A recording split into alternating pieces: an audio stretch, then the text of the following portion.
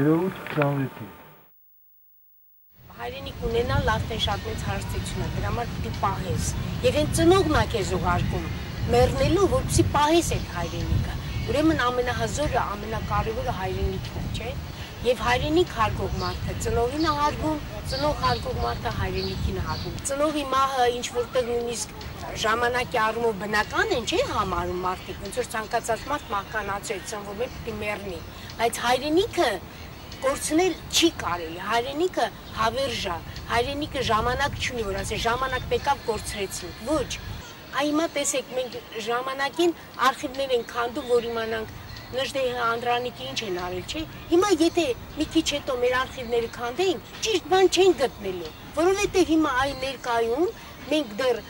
ականատեսներս կանք, մենք չենք պայքարում ճիշտի համար։ Մենք չենք ասում, այս բան այս սխալ է գրված, սա չի լինի։ Վաղը մեր սերունդը, որ քանդի ապագա սերունդը, սխալ բան է կարդալ, նա ճիշտ չի իմանալ։